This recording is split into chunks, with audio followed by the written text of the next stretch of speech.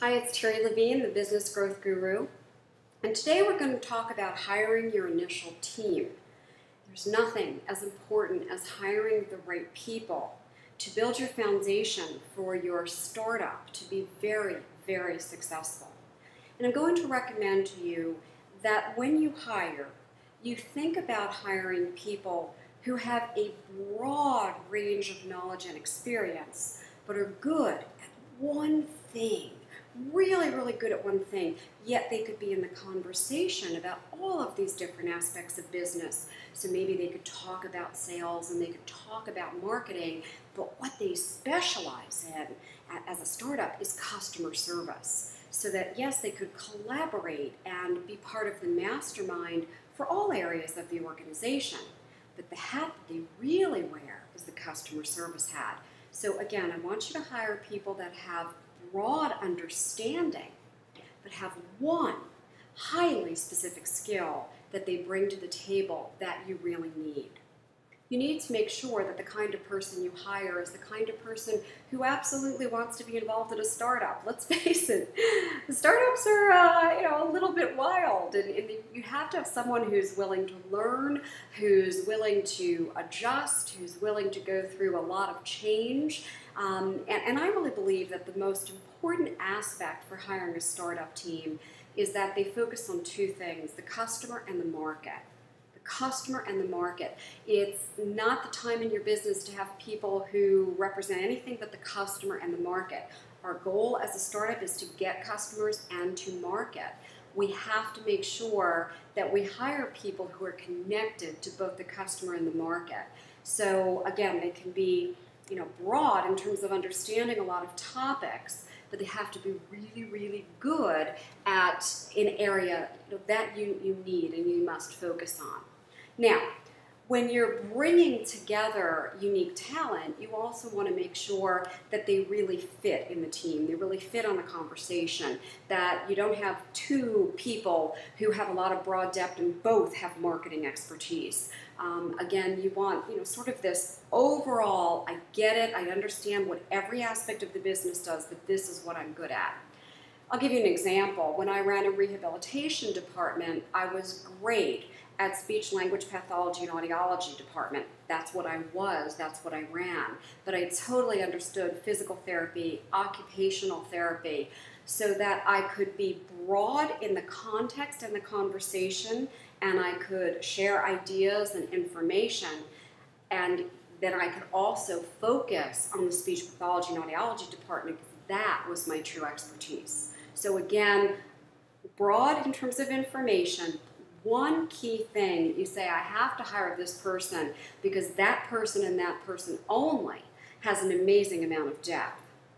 Now, when people come and interview for a position on a startup team, to me, it's not really a skill set interview. I may know that might sound strange, but I'm not as interested in their skill sets as I am in their lifestyle. That's odd, Terri, why lifestyle? Because it takes a lot to do a startup. It takes a lot of energy, it takes a lot of flexibility. If this is a time when they're in the middle of perhaps planning a wedding and a honeymoon, maybe they don't have startup energy. So I recommend that you write down some very deep questions that are very candid about their life and their work and how these could merge together and what's up for them in their life right now. Another thing that's a great thing to have them do is on the spot, do something they would have to do in their job. I'm not a big fan of asking questions, quite frankly. I teach people how to interview, and that doesn't really help you get at a skill set. People can be great on interviews and then can't do the job. So instead, what I like to do is I like to do performance-based interviews. I like to tell them a task or tell them a job and say, so tell me, how are you doing it? It's yours right now. It's your job. How are you going to do it? And I pay a lot more attention to that than anything else. If you can, ideally, you'll interview them over a 2 or 3 day process, not all day, every day, but you'll perhaps give them an assignment, something to do. I'll give you an example. When I was hiring for my startup, I needed a web designer and a person to do web maintenance. I actually said to them, okay, let's see what you know and how well you know it. I want you to go buy me these domain names. I want you to find me the cheapest hosting you can find, and I want you to suggest to me the layout, template, or content. So we had our conversation one day, and I talked about my needs, and they came back to me the next day with what they had done. And then the third day, I said, okay, now what would you now do? If this were your job and you were stepping in today and we had these domain names and these ideas for a website, what is it you would be doing?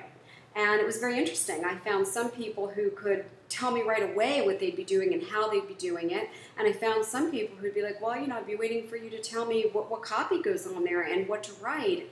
And during a startup, you want people who are doers, who don't need a lot of instruction, don't need a lot of direction. So when you're hiring people, you want to make sure that these are people who are doers. And the best way that I know to really test this out is to have people go execute something. See if they're capable of executing it, see how focused they are, and don't rely just on interviews and the answers on interviews. Make them almost perform, if I can say that, perform for you and show you their stuff. Finally, I also don't recommend you hire senior people because they're going to want to come in and they're going to want to take over. And I recommend you also don't hire what I call philosophers, people who just like to talk and tell you how it could be and should be. You want the doers. You want the people just like you who are willing to roll up their sleeves and step in there, not more people with leadership titles. These folks may certainly rise to leadership capability, but right now you want to hire the excited, passionate doers, not just the people who think, oh, it's great, you're starting a business and I love that, but the people who are excited to be part of the team and may eventually, again, maybe a leader or director. Right now, it's more important that you hire people who are great teammates. More to come.